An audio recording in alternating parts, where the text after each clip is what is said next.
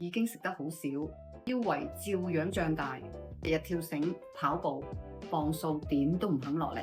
Honey， 真係唔係你懶，係你身體偷偷轉緊波。以前後生嗰陣食少啲，行2步就可以減到幾磅，而家飲杯水都好似積咗落肚腩度。你係咪都試過狠心節食，夾硬去跑步，最後減走嘅唔係脂肪，而係你成個人嘅精神？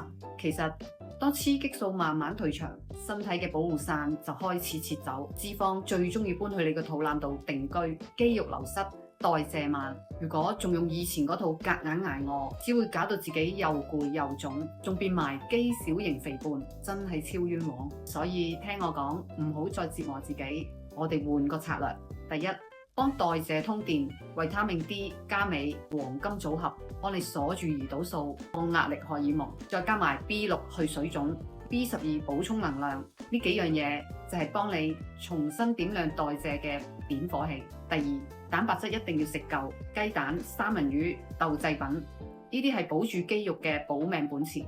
本錢喺度，代謝先唔會塌。第三，做少少阻力訓練，唔使特登去 gym 房，喺屋企舉下小啞鈴，做下深蹲，話俾身體知我啲肌肉好貴，一啲都唔準甩。第四，好好瞓個好覺，瞓得好會降低皮質醇，效果好過你夾硬跑多5 K。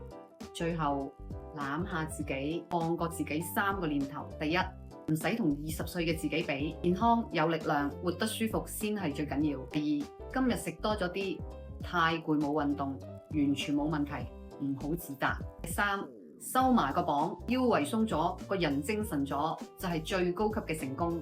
我哋人生嘅下半場要瘦得有尊嚴，更加要瘦得舒服。我整理好咗一份更年期代謝修復食譜指南，留言啟動我 send 俾你，記得 share 俾身邊同你一樣辛苦減磅嘅 Honey， 大家一齊健康優雅咁變靚啦！同 Dion 一齊滋養身心。